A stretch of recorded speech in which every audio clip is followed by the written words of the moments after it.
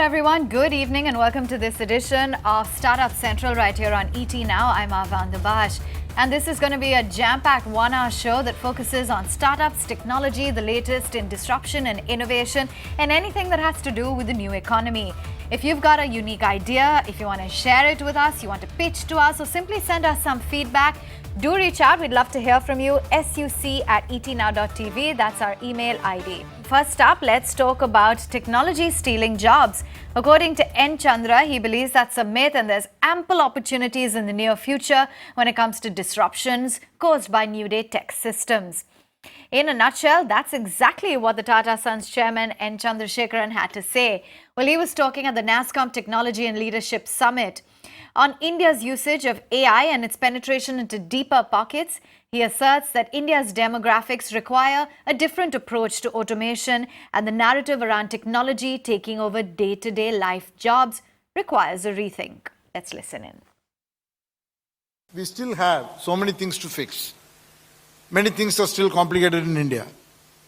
Actually, many things are complicated in the world, but definitely more so here.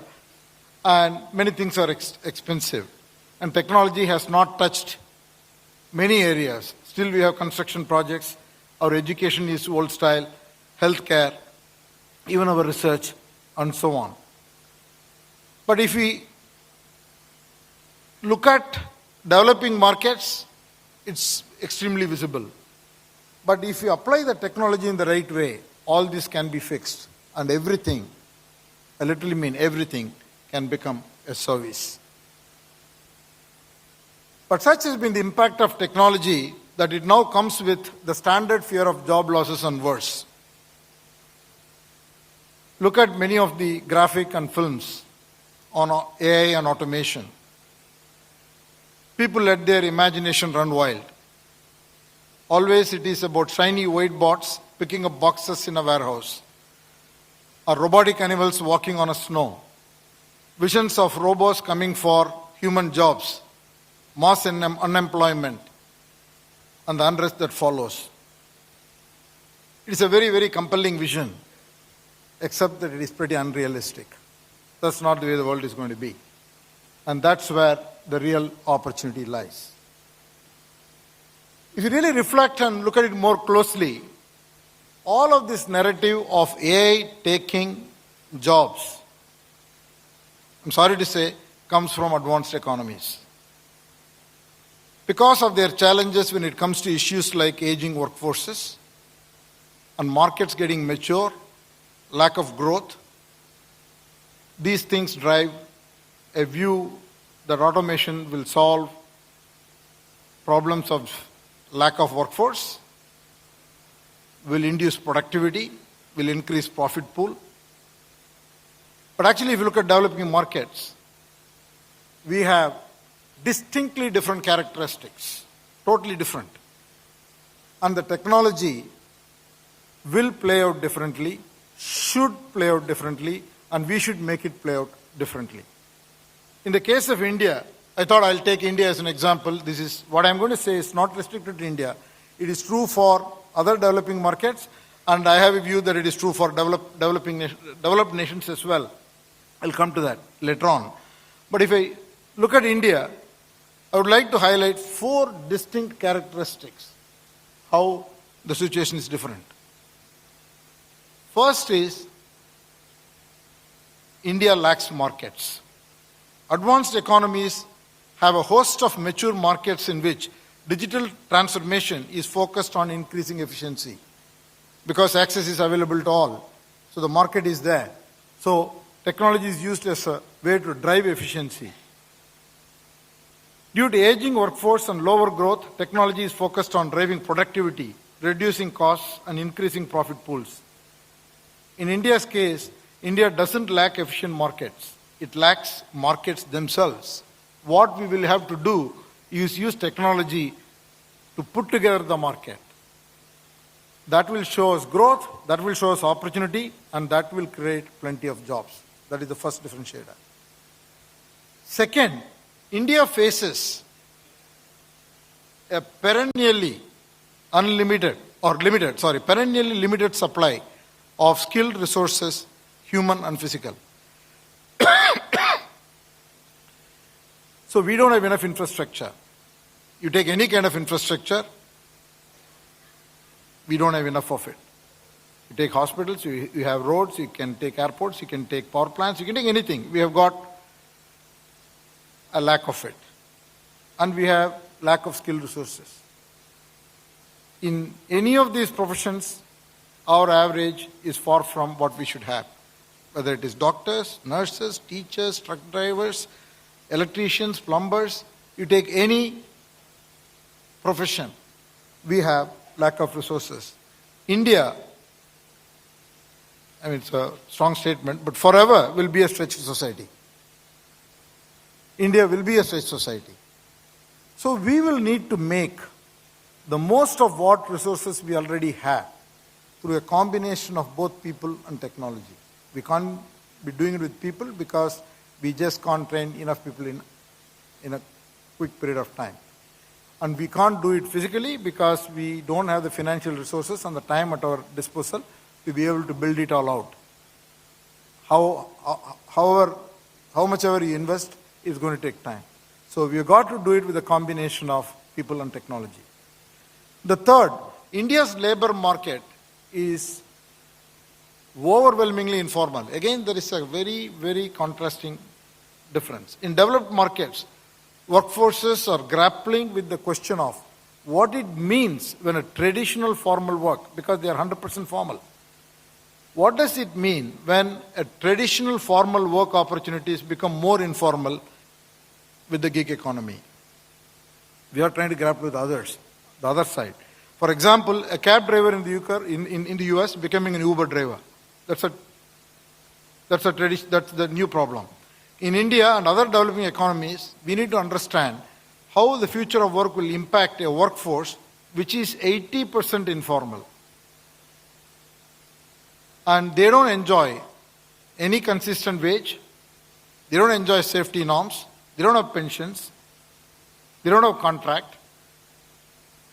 And the impact of an informal job becoming a formal job has a huge advantage. It will raise incomes, and it will raise disposable income, and then it will drive consumer growth. So we have a different problem to tackle compared to the West. Fourth, India's demographics demand a different approach to automation and AI. Aging in developed countries drives them to develop technologies that can substitute for labor. The very purpose with which it's being done is to solve the problem of lack of people. In contrast, we are facing a decade where 90 million people are going to come into the workforce. Four times that of US, Brazil, and Indonesia combined. The three largest nations who will add more manpower apart from India, and you take that, 4 times of that, we will be adding. So the problem India has got is not of age or numbers or lack of numbers. It is skills and qualifications. Therefore, our approach to automation has to be deliberately and distinctly different from that of US, China, Japan, or any other country. So we need big ideas when it comes to job creation. But this is not a simple theory. We have done pilots, and we have done a number of pilots in healthcare. Just by introducing a right tech platform which can handle structured and unstructured data, get the insights, and use that insight with a physical center and technology augmented workers, ASHA workers, we have seen a significant impact. And it's not a small sample, it's a large sample. Basic outcomes are you can improve the productivity of the experts by 50% because the experts are doing the jobs that the other people should do, but we don't have the skill sets. And today we have an estimated shortage of 600,000 doctors. We believe if you extrapolate the shortage of doctors between now and 2030, 80% of that need can be met by deploying technology in a deliberate way, especially in primary healthcare. And this can be extrapolated to other industries. We have studied 6 industries, and we have not done as much work as is fully needed. Just with these 6 industries, we believe we can impact 30 million jobs. And India is illustrative. The issues of jobs and access to services travel far beyond to the rest of the developing world and also to the developed world. Think of financial services in Africa. Think of education in Africa. Think of healthcare. Why Africa? Think of healthcare in the US. US healthcare requires a huge transformation. The primary healthcare in the US needs fixing. Everyone who has lived in the US knows that. And all of that can be done. Can be done with a tremendous impact. Technology can provide an unprecedented solution to both access and jobs, if only we play our cards right. The spread of automation will take time. All of this is not going to happen overnight. There will be different pace. It will happen at different pace in different industries, different markets. And it will follow a sequence under the different intensity. Actually, that's a good thing because that gives us time. As long as we study that carefully and calibrate that, we can shape the way these AI and cloud and IoT and all these technologies are deployed in a very, very deliberate manner. We can design for the future. But how do we get there? I have 3 broad things to suggest that we focus on. First one is we need to change how we think about technology. It is not about starting with technology, but about deliberately directing tech innovation on the problems to solve. We've got to decide which problem we want to solve. And we've got to list those problems and take one problem at a time. Otherwise, it is like coming up with a tech gadget and putting it all over the place. Yes, it will find some use, but it will never produce the final outcome. So that is the first one. The second is to clear the path so that technology can be harnessed. AI and data, most importantly, can be harnessed in a way that we can freely use it, we can use it in abundance. In order to do that, we need to ease the challenges, ethical, societal, and regulatory. We need to figure out the frameworks and agree on the frameworks for data privacy, data residency, data localization. A lot of discussion and a lot of different frameworks, a lot of different possible solutions, but we've got to make decisions on those. And the third comes to my favorite point. We need to train people. We need to train people, everyone. Teaching digital is far easier than teaching math, reading and writing. It's not difficult. Everybody has to be taught digital. Everybody has to be taught AI. The word AI should become a very common word.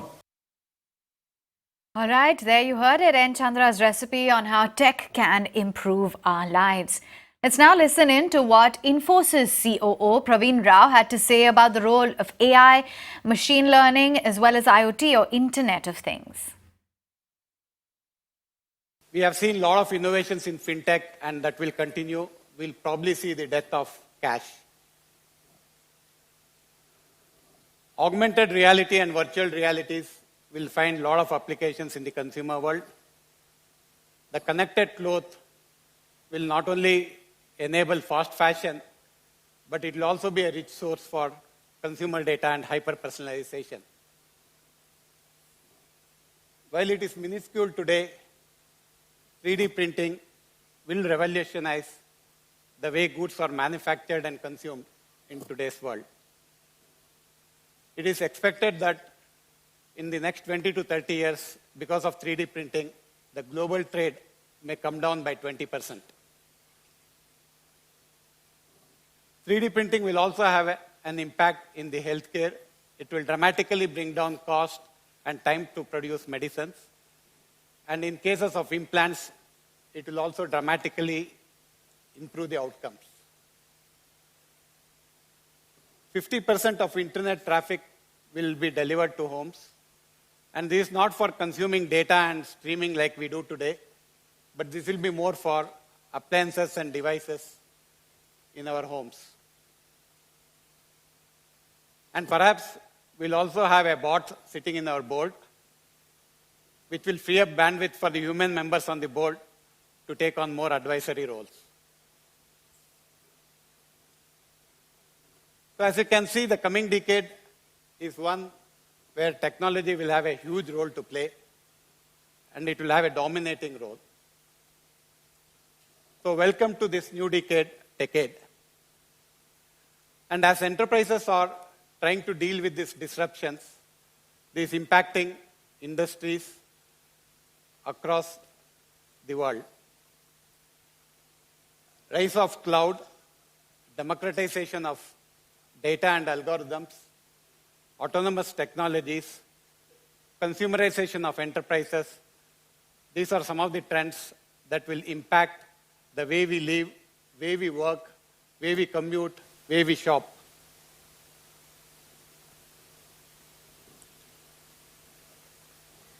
We will also see moving away beyond the current age of experimentation to the age of rapid adoption. The current state of art and the gold standards will be challenged going forward. So companies, this is actually one of the critical priorities of corporations around the world, how to deal with all these disruptions. And as consumers, as citizens, and as employees, our expectations will also change, and businesses have to deal with and adapt to these changes. So ability to understand, ability to sense, ability to understand, and ability to act with agility to these shifts will be critical for survival of businesses. So the theme for this conference is aptly called Tech in 20s Coming of Age. Over the course of next 3 days, we'll see many interesting ideas which will shape and probably bring to life some of the thoughts I talked about.